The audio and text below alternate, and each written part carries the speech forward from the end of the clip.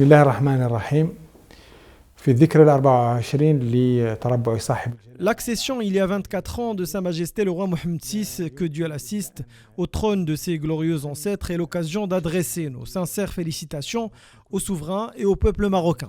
Sur le plan politique, l'état de droit a été consolidé à travers la nouvelle constitution de 2011. Le régime constitutionnel du royaume est fondé sur la séparation, l'équilibre et la collaboration des pouvoirs, ainsi que sur la démocratie. La nouvelle constitution de 2011 a apporté des principes nouveaux et des changements profonds en ce qui concerne la décentralisation et la régionalisation avancée. En effet, il faut savoir que l'expérience de l'instance équité et réconciliation au Maroc a introduit de nouvelles normes au sein de la justice transitionnelle. En outre, l'expérience de la réforme du Code de la famille était le début d'une révolution juridique et sociale, consacrant l'égalité homme-femme et améliorant le droit des femmes au Maroc. Au niveau diplomatique, on note une présence forte et équilibrée du Royaume du Maroc dans les différentes enceintes internationales.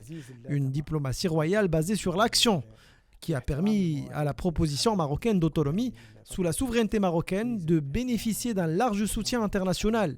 D'autant plus, la reconnaissance par les États-Unis et Israël de la marocanité du Sahara a été un autre point lumineux vis-à-vis de notre cause nationale.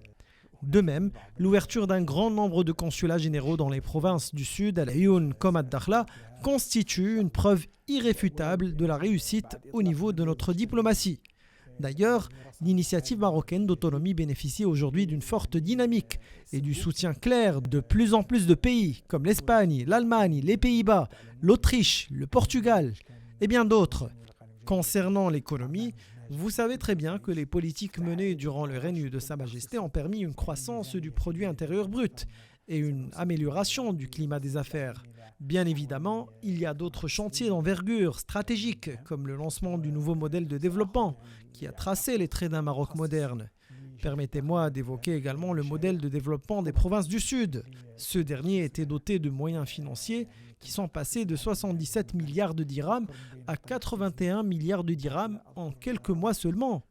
Et ce, pour financer des projets jugés prioritaires et d'autres plus modestes, mais répondant aux attentes immédiates des populations.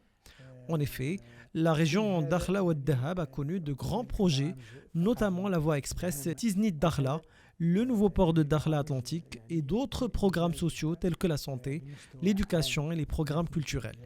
Tous ces programmes ont été complétés à un niveau élevé. En général, le pourcentage d'achèvement de ces projets dépasse les 80%. On peut dire aujourd'hui que nous avons atteint ces objectifs en faisant des provinces du Sud un véritable pont créateur de richesses entre l'Afrique et l'Europe.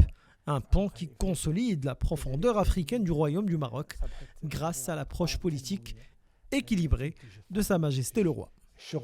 وهذا كله بفضل السياسة الرشيدة لجلالة الملك.